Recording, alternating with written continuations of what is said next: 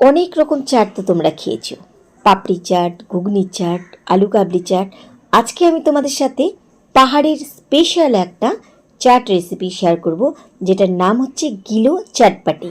খেতে এতটা ভালো হয় যে একবার যদি বাড়িতে বানিয়ে না, বারবার করে দেখবে এই গিলো চটপটি খাওয়ার জন্য মনটা কেমন করছে। চলো দেখে নেওয়া যাক আমার আজকের রেসিপি। গিলো চটপটে বানানোর জন্য প্রথমে আমাদেরকে গিলো সসটা বানিয়ে নিতে হবে। সেজন্য একটা কড়াইয়ের মধ্যে আমি এখানে নিয়ে নিচ্ছি 2 চামচ ময়দা, আর ময়দা দিয়ে কিন্তু এই গিলো সসটা তৈরি করতে হবে। এবার ময়দা প্রথমে ভালোভাবে কড়াইয়ের মধ্যে একটুখানি ভেজে নিচ্ছি। কোনো রকমের কালার চেঞ্জ করতে হবে না, শুধু ময়দাটাকে ভেজে একটু কাঁচা ভাবটাকে আমাদের সরাতে হবে। তো এখানে আমি খুব ভালোভাবে ময়দা ভেজে নিয়েছি। এবার এর মধ্যে দিয়ে দিচ্ছি 1 পিঞ্চের মতন ফুড কালার। আর গিলো চটপটের স্পেশালিটি হচ্ছে লাল রঙের এই ফুড কালার দিয়ে কিন্তু এই গিলো সসটা তৈরি করা হয়। দিয়ে দিলাম 1 কাপের মতন জল। খুব ভালোভাবে জলের সাথে ময়দা একটু গুলে নিয়ে এবার দিয়ে দিচ্ছি লঙ্কার গুঁড়ো। আমি এখানে 1/2 চামচেরও কম লঙ্কার গুঁড়ো দিয়েছি। গিলো চটপটে কিন্তু খুব ঝাল হয়, তোমরা লঙ্কার গুঁড়োটা সে বুঝে এখানে দেবে। বাচ্চারা খেলে এটা বাদ দিয়ে দেবে, আর যদি বড়রা ঝাল খেতে পছন্দ করো তাহলে লঙ্কা গুঁড়ো পরিমাণটা কিন্তু একটু বেশি দিতে হবে। আমাদের ততক্ষণ জাল দিতে হবে যতক্ষণে এই সস একটুখানি ঠিক না হয়ে আসছে। খুব ঠিক করার দরকার নেই, তাই জল দিয়ে ভালোভাবে পাতলা করে গুলে 2 থেকে 3 মিনিটের মতন এভাবে মিডিয়াম ফ্লেমে একটু জাল দিলে দেখবে এই সস কিন্তু ঠিক হয়ে গেছে। এটাই হচ্ছে মেন ইনগ্রিডিয়েন্টস। তো এখানে সস তৈরি হয়ে গেছে, এটাকে পাশে রেখে দিচ্ছি। আর এখানে নিয়ে নিয়েছি আমি মুড়ির পরিমাণটা দেখতে পাচ্ছ, বেশ পরিমাণে কিন্তু অনেকটা আছে, কারণ এটা খেতে এত ভালো হয়।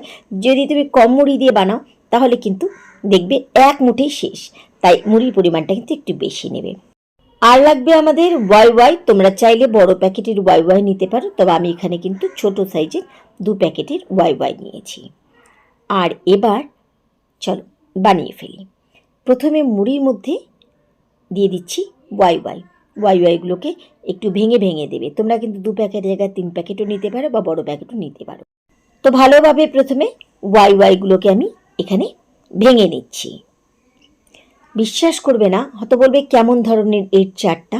যারা কোনোদিন খাওনি তারা একবার বাড়িতে অন্ততপক্ষে এই গিলো চাটটা বানিয়ে দেখো। ওয়াই যে মশলা ছিল সেটা এর মধ্যে দিয়ে দিলাম। এবার দিয়ে দিচ্ছি এর মধ্যে 1 চামচ আরও চটপটা করানোর জন্য চাট মশলা বা আমচুর পাউডার, যে কোনো একটাই দিতে পারো এর মধ্যে। এবার দিয়ে দিচ্ছি এর মধ্যে চানাচুর। আমি এখানে ছোট বাটির 1 বাটি চানাচুর নিচ্ছি, তোমরা চাইলে চানাচুরের পরিমাণটাও বাড়িয়ে দিতে পারো। এবার দিচ্ছি এর মধ্যে বাদাম ভাজা, সাথে দিয়ে দিচ্ছি এর মধ্যে কাঁচা লঙ্কা কুচি, কারণ আমি আগেই বললাম যে এই গিলো চটপটে কিন্তু খুব ঝাল হয়। দিচ্ছি এবার বেশ অনেকটা পরিমাণে পেঁয়াজ কুচি। পেঁয়াজের পরিমাণটা কিন্তু এখানে একটু বেশি দিতে হবে। এবার দিচ্ছি এর মধ্যে শসা কুচি। এই মুড়ি মাখাটা কিন্তু খেতে একদমই অন্যরকম হয়। শসা কুচি দেওয়া হয়ে গেছে। এবার দিয়ে দিচ্ছি এর মধ্যে সর্ষের তেল, সাথে দিচ্ছি স্বাদ মতো নুন। তোমরা চাইলে এর মধ্যে ছোলা মটর সেদ্ধ দিতে পারো বা মটরের ঘুগনি দিতে পারো, এটা তোমাদের পুরোপুরি ইচ্ছে। এবার দিচ্ছি মেন ইনগ্রেডিয়েন্টস গিলো সস। এই গিলো সসটা কিন্তু পুরোটাই এর মধ্যে দিয়ে দিতে হবে। এইবার খুব ভালোভাবে পুরো মুড়ি আমাদেরকে মেখে দিতে হবে।